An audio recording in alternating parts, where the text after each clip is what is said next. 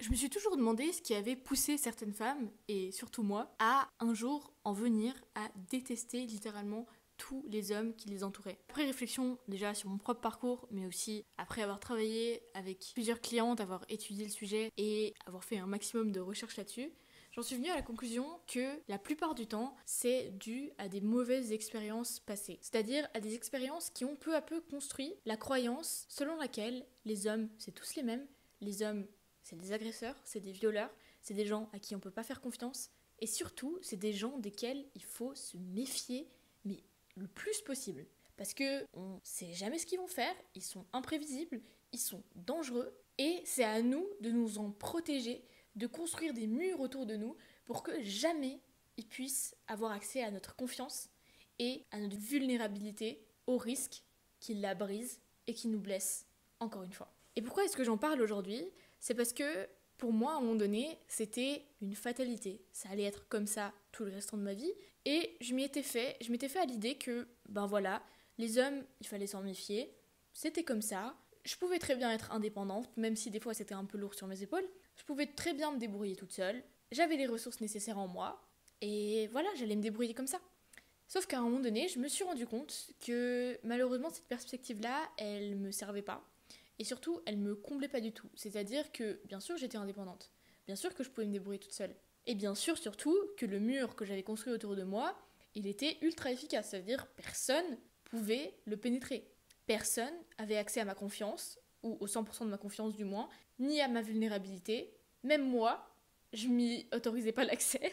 Et finalement, en fait, je m'étais renfermée sur moi-même à un tel point que j'avais l'impression de vivre séparée des autres alors même que j'avais des relations, j'entretenais des relations, mais j'ai dû me rendre compte à un moment donné que cette haine et cette méfiance et ces croyances que j'avais sur les hommes, ça endommageait mes relations. Évidemment, c'est pas arrivé comme ça du jour au lendemain, c'est après avoir pris conscience de différents éléments et tout d'un coup, j'ai connecté les différents points, les différentes idées que j'avais eues, les différentes prises de conscience, et tout d'un coup, ça a fait ouf, ok, là il y a quelque chose à chercher.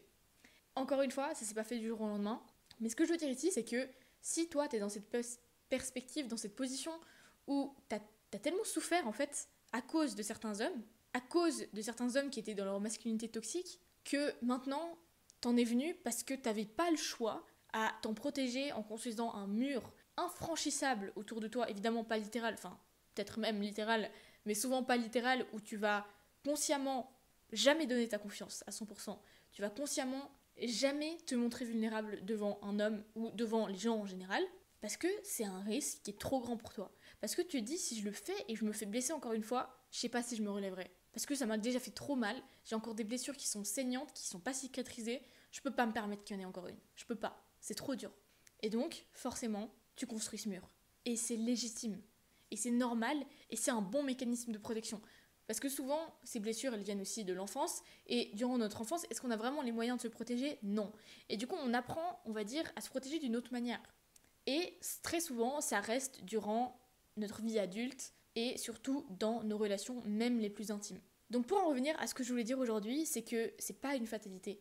Je te promets, mais vraiment du fond de mon cœur, que le jour où tu décides que t'en as marre d'avoir des relations qui te comblent pas, où tu te sens pas soutenu, où c'est tout toi qui porte, où t'oses jamais te montrer vulnérable, ni t'oses accepter de l'aide, parce que soit ensuite tu te sens redevable, ou t'as l'impression qu'on va te redemander quelque chose après, soit tu te sens juste mal à l'aise, parce que pour toi c'est comme un aveu de faiblesse en fait, je te promets que le jour où t'en as marre de ça, et que t'as envie de construire des relations où tu te sens vraiment soutenu, profondément respecté, où tu peux te montrer vulnérable, parce que tu sais que 100% de ta confiance, tu peux la donner entre les mains de cet homme, et ça peut être romantiquement parlant, ça peut aussi être amicalement parlant, familialement parlant, même professionnellement parlant, dépend des contextes, mais c'est possible. Je te promets que le jour où tu sentiras rien que cette petite étincelle qui te dira, en fait, ces relations dont j'ose même pas rêver, parce que je me dis que c'est possible, c'est là qu'il y a tout qui va se débloquer pour toi. Donc si t'en es à ce stade où vraiment t'es encore sur la défensive,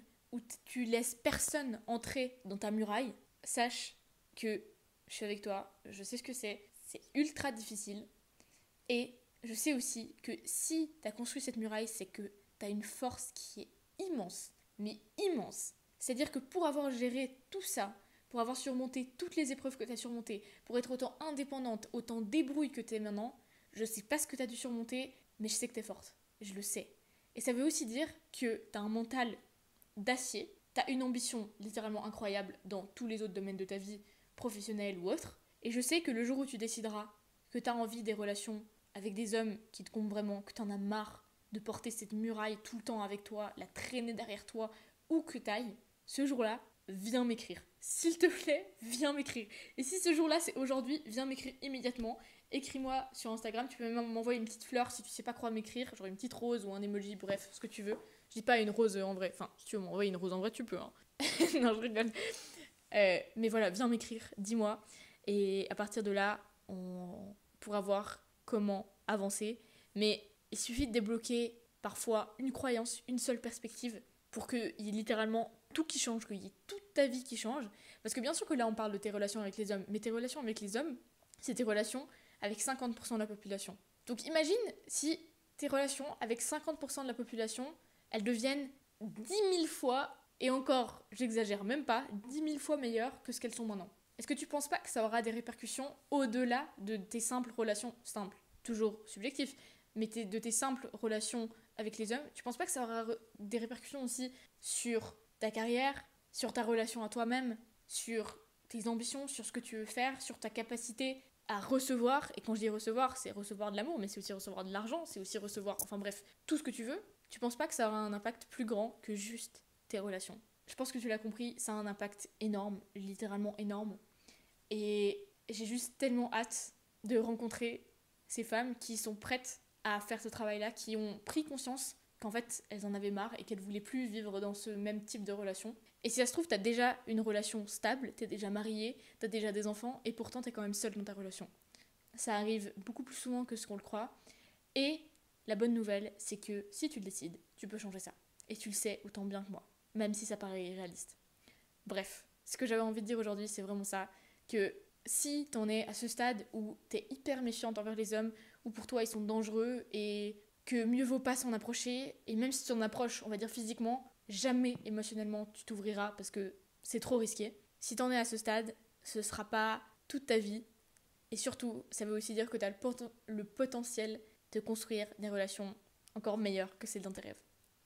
Bref, sur ce, je te laisse. Si t'as aimé la vidéo, je te serais infiniment reconnaissante si tu mettais un petit like, si tu t'abonnais, et si tu veux laisser un commentaire, ce serait avec grand plaisir.